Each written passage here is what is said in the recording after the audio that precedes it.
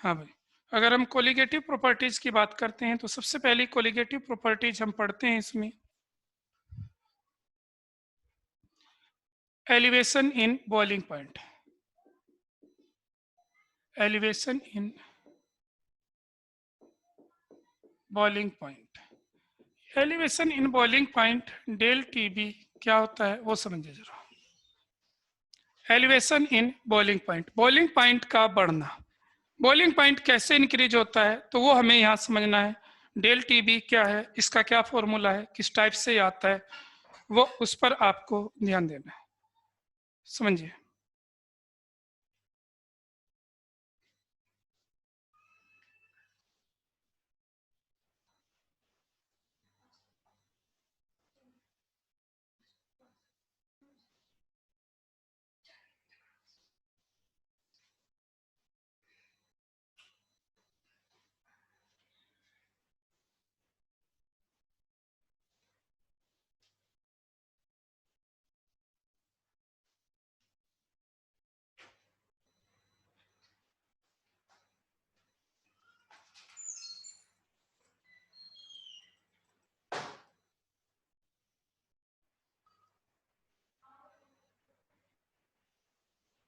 सुनिए भाई जरा, तो ball elevation in boiling point क्या है, बॉइलिंग पॉइंट कैसे इंक्रीज होता है वो हमें समझना है। तो सुनिए जरा, सबसे पहले बॉइलिंग पॉइंट किसे कहते हैं, बॉइलिंग पॉइंट। हाँ, बॉइलिंग पॉइंट्स किसे कहते हैं, अगर बॉइलिंग पॉइंट की हम बात करें, the temperature, the temperature at which vapor pressure of liquid becomes equal to external pressure। ध्यान देना भैया, जब vapour pressure of liquid external pressure के इक्वल हो जाता है उस टेम्परेचर को हम बॉइलिंग पॉइंट कहते हैं। बॉइलिंग पॉइंट का मतलब क्या है, the temperature at which vapour pressure of liquid becomes equal to external pressure. जब vapour pressure of liquid external pressure के इक्वल हो जाता है तो उस टेम्परेचर को हम बॉइलिंग पॉइंट कहते हैं, ये आपको याद रखना है। अब नेक्स्ट कंडीशन इसमें, तो बॉइलिंग पॉइंट वो टेम्परेचर है जब vapour pressure of liquid external pressure के इक्वल है, उसको हम वो की कह रहे हैं, बॉइलिंग पॉइंट कह रहे हैं। The temperature at which vapour pressure of liquid becomes equal to external pressure. अब एक कंडीशन मान लीजिए हम एक कंटेनर लें और इस कंटेनर में हमने कोई लिक्विड लिया, लिक्विड कैसा लिया, वोलेटाइल, लिक्विड लिया वोलेटाइल। वोलेटाइल का मतलब है जो वेपर्स में बदल जाता है। कुछ ऐसे लिक्विड भी होते हैं जो नॉन वोलेटाइल हैं, जैसे मरकरी। मरकरी को आपको पता लिक्विड है लेकिन वेपर से नहीं बनाता। वाटर लिक्विड है, वेपर्स बनाता है, तो water is a volatile liquid और mercury is a non volatile liquid. तो कंडीशन हमने यहाँ एक वोलेटाइल लिक्विड लिया जो वेपर्स बनाता है और ये लो टेम्परेचर पे है, इस टाइम ये लो टेम्परेचर पे है, तो आपको पता है इसका वेपर प्रेशर कम होगा। इस पे मान लीजिए एक्सटर्नल प्रेशर हमेशा 1 atm होता है। अगर हम किसी भी गैस को या ये सॉरी, एक्सटर्नल प्रेशर हमेशा 1 atm होता है। अगर किसी भी लिक्विड को हम ओपन कंटेनर में रखते हैं तो वो एयर के प्रेशर के रिलेट होता है और एयर का प्रेशर 1 atm होता है। तो इसका मतलब एक्सटर्नल प्रेशर 1 atm है और यहाँ लिक्विड से वेपर्स बनी, लेकिन ये वेपर का जो प्रेशर आएगा ये कम होगा। कब, जब लो टेम्परेचर होगा। अब आपको पता है अगर हम इस लिक्विड को हीट करें तो इसका वेपर प्रेशर बढ़ता जाएगा और बढ़ते हुए ये क्या करेगा, एक्सटर्नल के इक्वल हो जाएगा, और जब दोनों इक्वल हो जाएंगे उस टेम्परेचर पे लिक्विड बॉयल हो जाता है और उस टेम्परेचर को हम क्या कहते हैं, बॉइलिंग पॉइंट।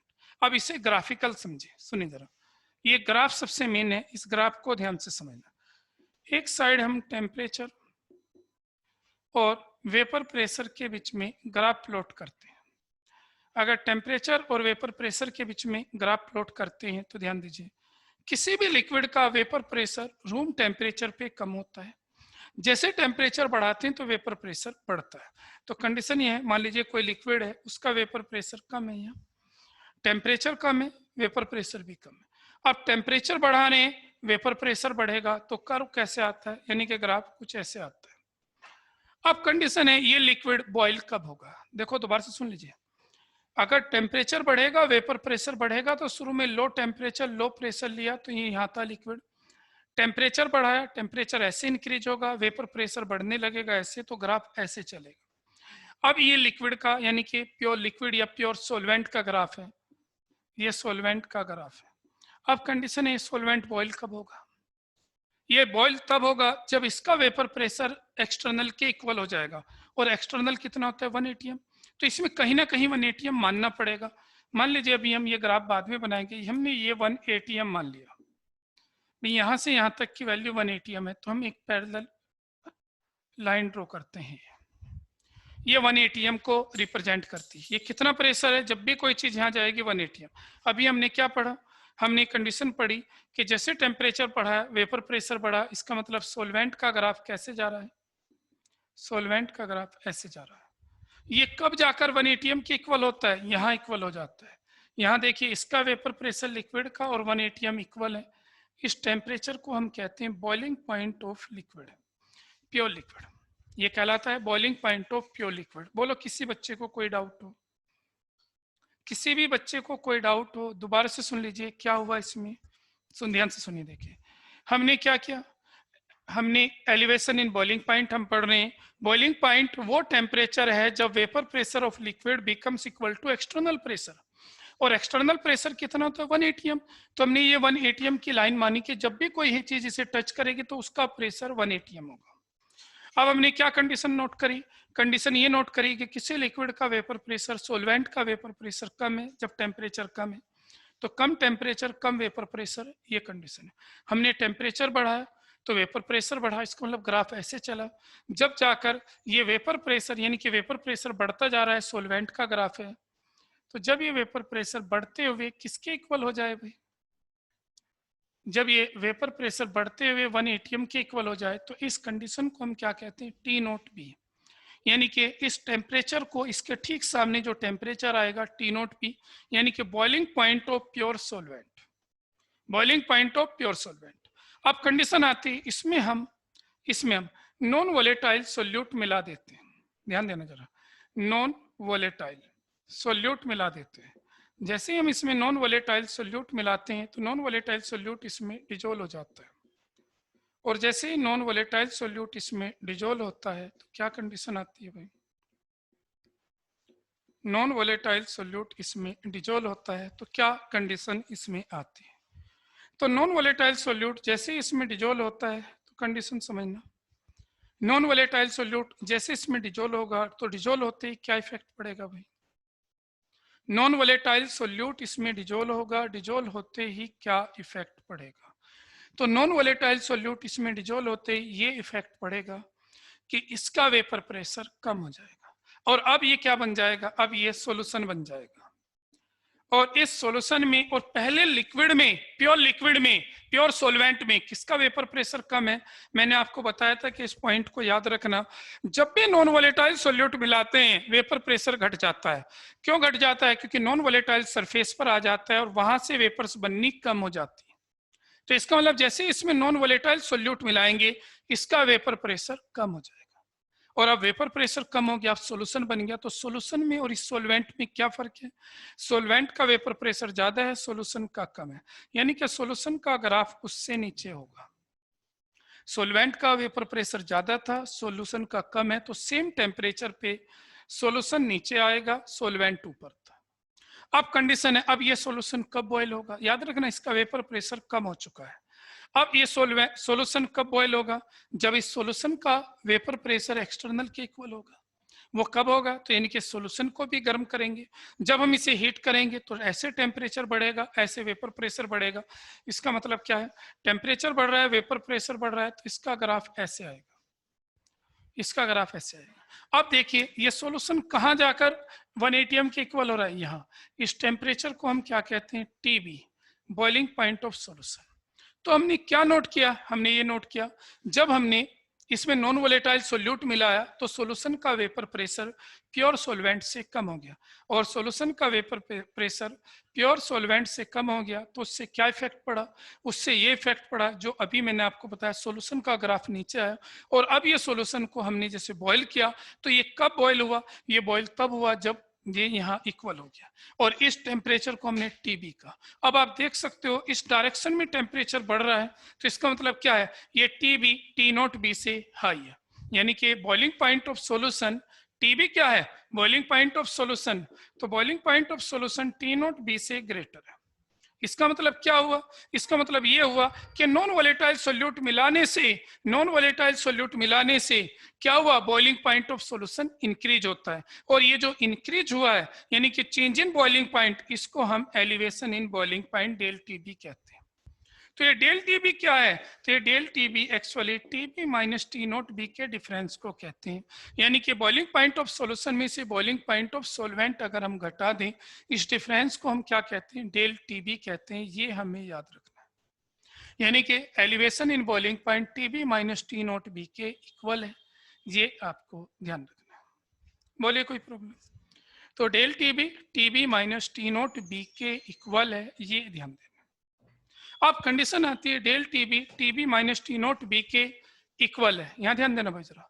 अब कंडीशन ये आ गया तो डेल टीबी हमें समझ में आ गया। अब ये डेल टीबी किस पे डिपेंड करेगा, अब ये डिपेंड करेगा यहाँ, अगर हम यहाँ ओन नॉन वोलेटाइल सोल्यूट मिला दें तो क्या होगा, जैसे हम इसमें ओन नॉन वोलेटाइल सोल्यूट मिलाएंगे तो इसका वेपर प्रेशर और घट जाएगा। अब ये सेकंड सॉल्यूशन बन जाएगा, तो पहले सॉल्यूशन और सेकंड सॉल्यूशन में कंपेयर करें तो किसका वेपर प्रेशर कम होगा, क्योंकि हमने इसमें ओन नॉन वोलेटाइल सोल्यूट मिला दिया तो वो और नीचे आ जाएगा सॉल्यूशन। ये सॉल्यूशन जो है और नॉन वोलेटाइल मिलाएंगे तो वेपर प्रेशर और घटेगा। अब ये जो सॉल्यूशन है ये कब बॉयल होगा, ये पहले से ज्यादा टेम्परेचर पे, इसका मतलब क्या है, अब बॉइलिंग पॉइंट और बढ़ जाएगा।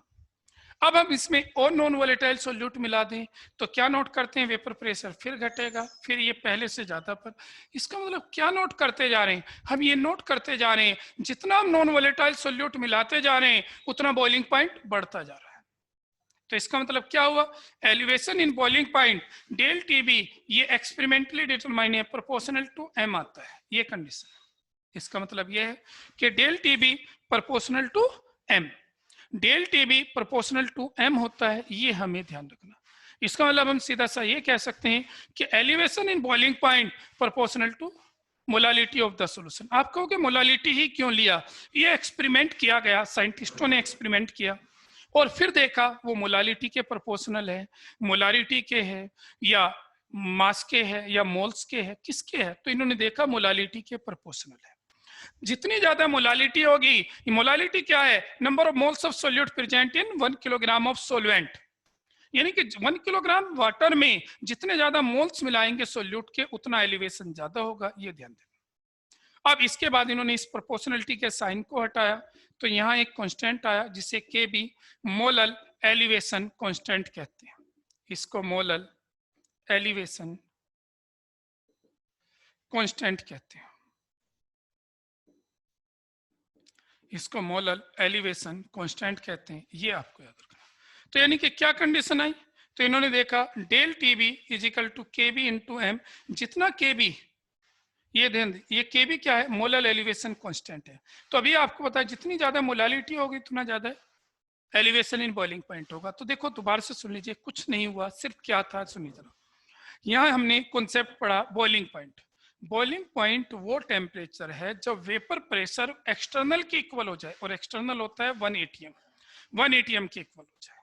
तो हमें पता है नॉर्मली लिक्विड का वेपर प्रेशर कम होता है, हम उसे गर्म करें तो वेपर प्रेशर बढ़ता है, और बढ़ते हुए जैसे मैंने बताया लिक्विड का वेपर प्रेशर जब 1 atm के इक्वल होगा उसे boiling point of pure liquid कहेंगे।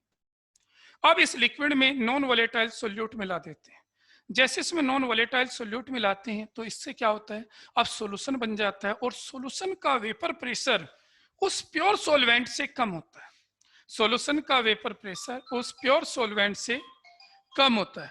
अब क्योंकि सॉल्यूशन का वेपर प्रेशर उस प्योर सॉल्वेंट से कम होता है तो क्या इफेक्ट पड़ता है, तो इसका मतलब कंडीशन ये आती है कि हाँ भाई प्योर सॉल्यूशन का, तो सॉल्यूशन का अगर आप उससे नीचे आएगा, अब ये कब बॉयल होगा, जब इसका बॉइलिंग पॉइंट बढ़ते हुए 1 atm, यानी कि जब वेपर प्रेशर बढ़ते हुए 1 atm के इक्वल, और वो टेम्परेचर हमेशा पहले से ज्यादा होगा, वो टेम्परेचर हमेशा पहले से ज्यादा होगा, और ये जो टेम्परेचर चेंज हुआ इसको ही हम क्या कहते हैं, एलिवेशन इन बॉइलिंग पॉइंट, इसी को हम क्या कहते हैं, एलिवेशन इन बॉइलिंग पॉइंट। तो जितना ज्यादा टेम्परेचर, ये कह सकते हैं कि हम सोल्यूट मिलाते जाएंगे उतना एलिवेशन ज्यादा होगा, ये आपको याद रखना। अब हमें कभी कभी डिफाइन पूछ ली जाती है केबी की। डिफाइन केबी, केबी क्या है? तो ध्यान दीजिए, अगर हम इफ मोलालिटी 1 ले लें, 1 मोल पर केजी ले लें, तो आपको पता है डेल टीबी केबी के इक्वल है। तो मोलर एलिवेशन कांस्टेंट का क्या डिफाइन है?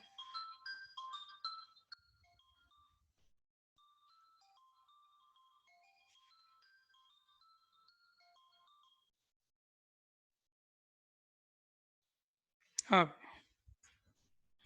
देखिए अभी हम कंडीशन समझ रहे थे इसमें क्या, ये ध्यान दीजिए।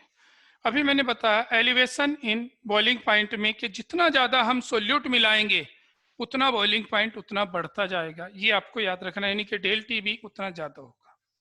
अच्छा, ये डेल टी बी एम के प्रोपोर्शनल डेल टी बी के बी एम है। और के बी का डिफाइन बताया, कभी हमसे पूछा जाए मोलर एलिवेशन कांस्टेंट क्या कहलाता, क्या है, डिफाइन पूछी जाए, तो अगर मोलालिटी हम यूनिट ले लें, यानी कि 1 मोल पर केजी ले लें, तो उसका मतलब क्या है? तो डेल टीबी को ही केबी कहते हैं। और केबी का एक नाम और भी है, इसे इबुलियोस्कोपिक कांस्टेंट भी कहते हैं। अब ये तो थी इसकी थ्योरी, ये इसका ग्राफ था, ये सब नोट्स में लिखा हुआ है जो आपके पास आए। अब कंडीशन आती है, इसके बाद हम नेक्स्ट कंडीशन समझे इसके न्यूमेरिकल। जब आप इसके न्यूमेरिकल करते हो तो उन न्यूमेरिकल में आपको कुछ चीजों को ध्यान में रखना है, वो सुनिए क्या है। जब न्यूमेरिकल करोगे तो कुछ चीजों को बहुत ध्यान रखना है, क्योंकि न्यूमेरिकल ही मेन है। देखिए पहले चैप्टर में जिस बच्चे पर, यानी कि इस चैप्टर में सॉल्यूशन में जिस बच्चे को न्यूमेरिकल आते हैं, समझ लीजिए उसे चैप्टर आता है, और जिसे न्यूमेरिकल नहीं आते तो इसका मतलब चैप्टर नहीं आता। तो चैप्टर का आना ना आना स्पेशली न्यूमेरिकल पे डिपेंड करता है, ये आपको ध्यान रखना है। तो सुनिए जरा, जब भी कभी आप न्यूमेरिकल करें तो मैंने फॉर्मूले से रिलेटेड कुछ लिखाया है, वहां आपको एक पेज लिखा रखा है। वो क्यों लिखा है? क्योंकि उससे हमें पता चलता है कि हमें क्या क्या करना है। ध्यान दीजिए, फॉर्मूला तो सिर्फ एक है, del T B is equal to K B into M, यह है बस फॉर्मूला। लेकिन हम इसे कैसे कैसे लिख सकते हैं? हम डेल टी बी को क्या लिख सकते हैं? डेल टी बी की जगह T B minus T note B लिख सकते हैं। डेल टी बी की जगह T B minus T note B लिख सकते हैं। के बी ऐसे ही रहेगा। m की जगह आप W2 upon M2 into W1 लिख सकते हो इन kg, ये ग्राम। मास ऑफ सोल्यूट, ये टर्म्स भी आप ऐसे यूज कर सकते हो, ये ध्यान देना। अब ये तो होगी कंडीशन, इसके बाद कंडीशन है यहाँ, ये है क्या, ये ध्यान रखना। T B boiling point of solution है, टी नोट भी boiling point of pure solvent है, del T B elevation increase या रेज इन बॉइलिंग पॉइंट है, K B molar elevation constant है, एम मोलालिटी है, ये mass of solute, mass of molar mass of solute, ये mass of solvent in K. G सब condition आपको पता है, इनमें कोई प्रॉब्लम नहीं। अब बात आती है जब न्यूमेरिकल करेंगे, कुछ चीजें आपको याद रखनी है। सबसे पहले उन हिंट्स को समझिए, वे हैं क्या। सबसे पहली कंडीशन तो ये है, आप जब भी कोई न्यूमेरिकल करो तो याद रखना, ये कंडीशन ध्यान रखना, सबसे पहली कंडीशन कि आपको डेल टीबी को हमेशा गिवन यूनिट में यूज करना है, यूज इन गिवन यूनिट, हमेशा गिवन यूनिट में यूज करना है, कभी भी इसकी यूनिट नहीं बदलनी, ये ध्यान रखना। हमेशा डेल टीबी को यूज इन गिवन यूनिट, हमेशा गिवन यूनिट में यूज करना है। गिवन यूनिट का मतलब क्या है? अगर आपको ये सेल्सियस में दिया है तो सेल्सियस में कर लीजिए, केल्विन में दिया है केल्विन में, कभी इसकी यूनिट मत बदलना। यूनिट चेंज करोगे न्यूमेरिकल गलत हो जाएगा। ऐसा क्यों? क्योंकि ये चेंज इन टेम्परेचर है, आपको पता है। देखिए चेंज इन टेम्परेचर, अगर मैं आपसे कहूँ 10 डिग्री से 12 डिग्री सेल्सियस हो गया, तो मैं पूछूं चेंज कितना हुआ, तो 12 माइनस 10 तो 2 डिग्री सेल्सियस का। अब मैं कहता हूँ नहीं, इसे केल्विन में बदलें, तो ये 283 केल्विन से 285 केल्विन हो गया। अब मैं आपसे कहता हूँ डेल टी बी कितना होगा, बोलो। तो डेल टी बी कितना होगा? तो आपको पता है del T B 12 minus 10 2 degree था। अब डेल टी बी कितना होगा? अब फिर वही है 285 से 283 करें तो 2 केल्विन है।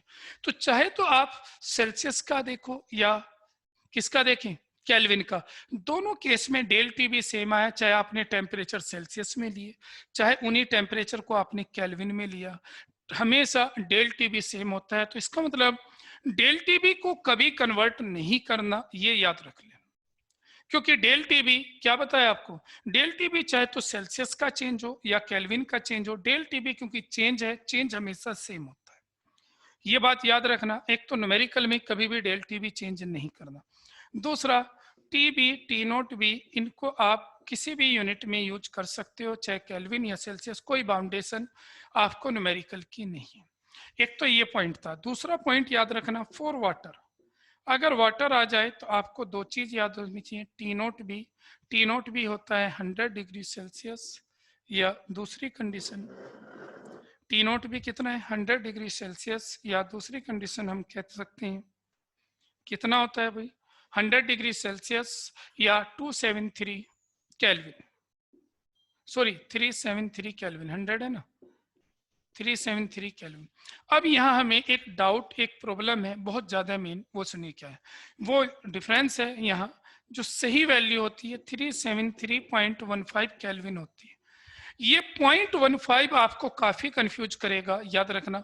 कभी कभी इसे लेते हैं, कभी छोड़ देते हैं, तो ये कैलकुलेशन में हमारे आंसर को चेंज करता है।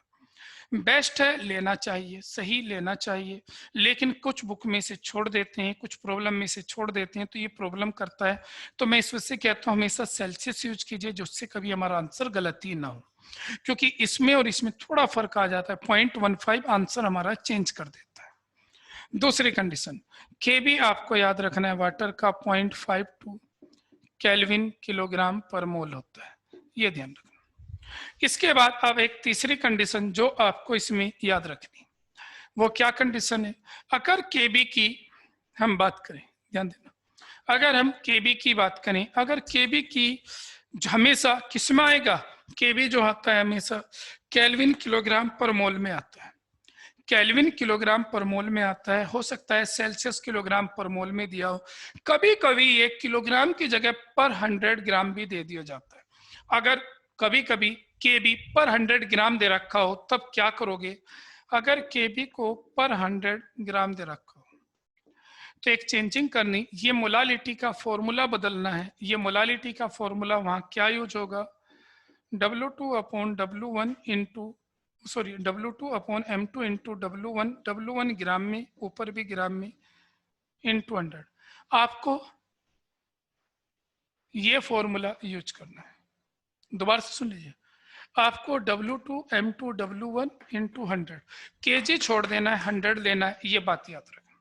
इसके बाद सबसे मेन और इंपॉर्टेंट लास्ट, अगर कभी भी कोई आयनिक कंपाउंड आ जाए, कोऑर्डिनेशन कंपाउंड आ जाए, कल आपको मैंने वन टू फैक्टर बताते हुए समझाया भी था, कोई आयनिक कंपाउंड आ जाए, कोई दूसरी कंडीशन याद रखना, कोऑर्डिनेशन कंपाउंड आ जाए, ऑर्गेनिक एसिड आ जाए, ऑर्गेनिक एसिड, ऑर्गेनिक एसिड है RCOOH, कहीं डिसोसिएशन आ जाए, कहीं एसोसिएशन आ जाए, कहीं आयनाइजेशन आ जाए, उस केस में आपको वांटो फैक्टर लगाना है। फॉर्मूला ये रहेगा, बस वांटो फैक्टर राइट साइड आ जाता है और कुछ नहीं होता, यही फॉर्मूला है। बस क्या चेंज करेंगे, इसमें यहाँ राइट साइड वांटो फैक्टर लग जाएगा, ये ध्यान रखना। अब वांटो फैक्टर कैसे निकाला जाएगा वो सिखा दिया आपको, अल्फा से निकाल सकते हो, अगर अल्फा दे रखा है, अल्फा नहीं दिया है तो आप कैसे निकाल सकते हो, तो फिर आप कंप्लीट पीस से भी निकाल सकते हो, इन फॉर्मूलों में भी आई पूछ सकते हैं, तो ये सारी वैल्यू दे रखी हो तो इनसे ही निकल जाएगा। यानी कि 3 या 4 कंडीशन है आई निकालने की, अगर ये सारी वैल्यू दे रखी है बाकी, तो इसी से निकल जाएगा। यानी कि मैं कहता हूं कोलिगेटिव प्रॉपर्टीज दे रखी है तो इससे निकल जाएगा, अगर कोलिगेटिव प्रॉपर्टीज नहीं है तो फिर अल्फा से निकलेगा, अल्फा नहीं है तो कंप्लीट से निकलेगा, यानी कि आई आप आराम से निकाल सकते हो। तो ये थी पहली कोलिगेटिव प्रॉपर्टी, जिसे हम कहते हैं एलिवेशन इन बॉइलिंग पॉइंट, ये हमें ध्यान रखना है। तो मेरी बात सुन लीजिए, देखो आपको बहुत सही तरीके से इन्हें पढ़ना है, क्योंकि जितना अच्छी तरीके से पढ़ोगे उतना बेस्ट रहेगा, ये ध्यान देना। बोलिए किसी बच्चे को कुछ इसमें डाउट पूछना हो, जो मैंने आपको नोट्स भेजे थे।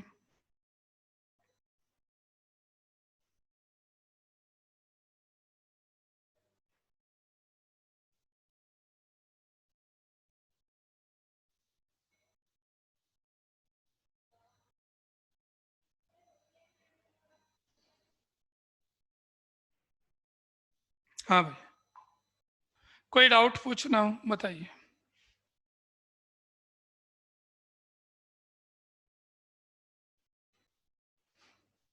वरुण,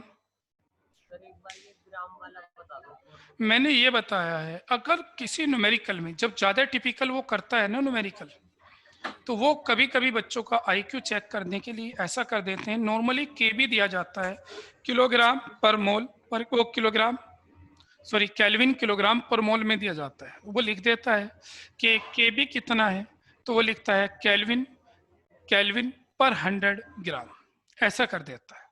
तो जब वो किलोग्राम की बजाय पर 100 ग्राम कर दे तो फॉर्मूला यही रहेगा, बस ये मोलालिटी को चेंज कर देना, मोलालिटी को ये लिखना है इसकी जगह, बस ये चेंज करना।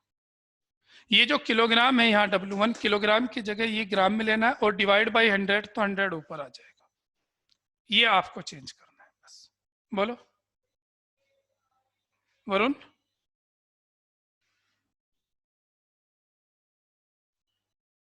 हाँ वरुण। ठीक है। हाँ प्रियांशी।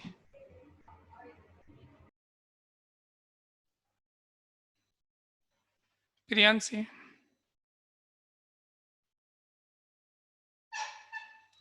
प्रियांशी।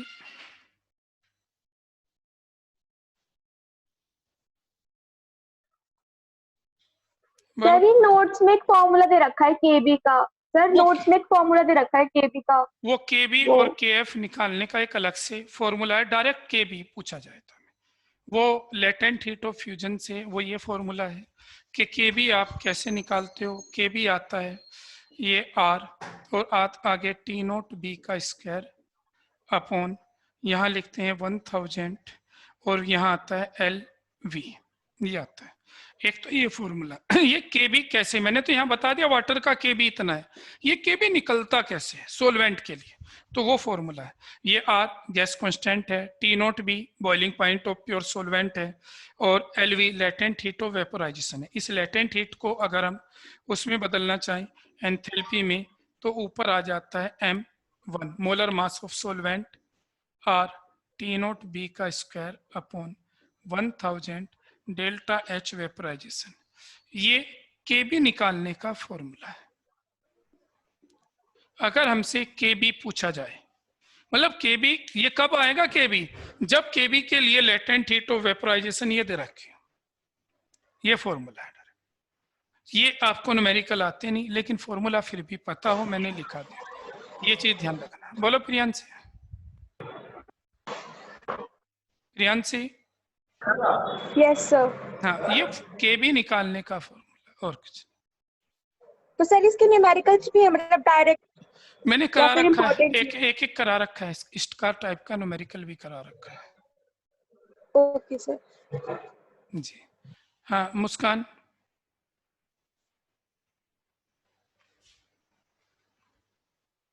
बोलो मुस्कान। मुस्कान।